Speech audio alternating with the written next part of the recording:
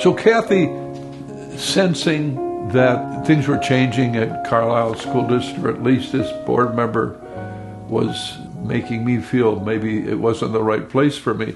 It's interesting because Kathy's normally the quiet, conservative one, and she handed me an article in World Vision magazine, which is still out there. It's a well-known group. And in there was a little advertisement called Friends of the Tent Makers. And a lady named Martha Chan from San Francisco, come and teach in China. I always had an affinity to China in the sense that although I was in the Philippines, it drew me to Southeast Asia, but in 1949, when I was 7, that's when the missionaries were getting kicked out of China, when the communists took over China.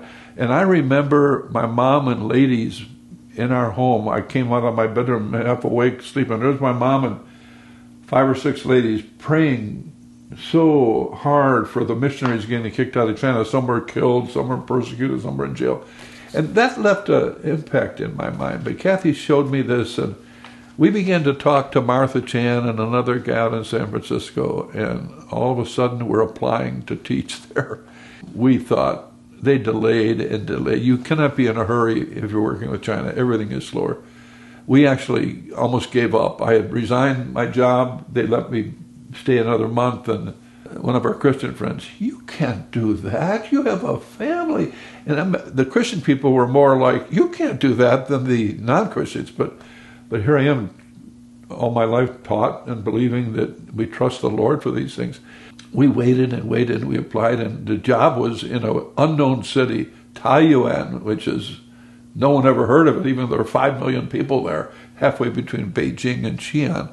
And they waited and waited. We actually went to Hilton Head, and we're just going to be on the beach while we wait.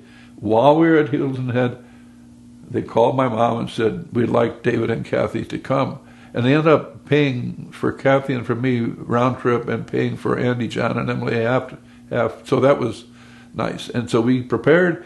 In those days, there was only one way you could go to China unless you went by boat. It was, you had to go to New York, JFK, and you had to fly with what they call Air China, CAAC, Civil Aeronautics, whatever, but CAAC, China Airlines always crash. That's how well we remembered it. But so we had to go to JFK. You don't go to China in 1984 on a United. In those days, the Chinese were very selective. We got on a big jet, and there was smoking throughout the plane. Those are the days when there was smoking.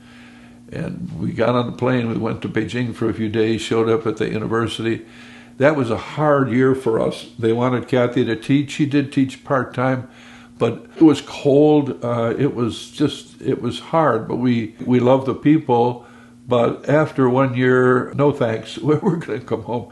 But what happened at the end of that year was I began to understand what the Trans-Siberian Railroad was.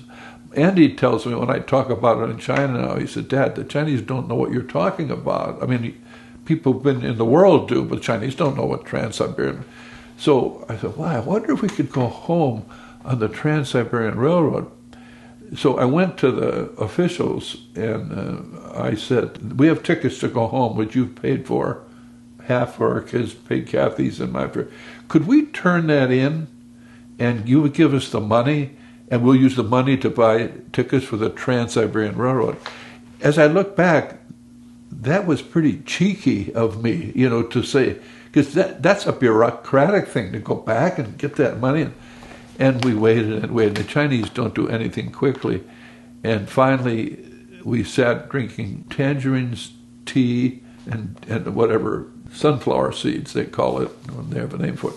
The Chinese will look at you and observe how you're acting. And they were just watching us, and we were grateful. And I was getting frustrated, like, are you going to answer our question? 2 hours. And finally, meeting's over, and oh, no. By the way, David, we approve of your request. It was just unbelievable.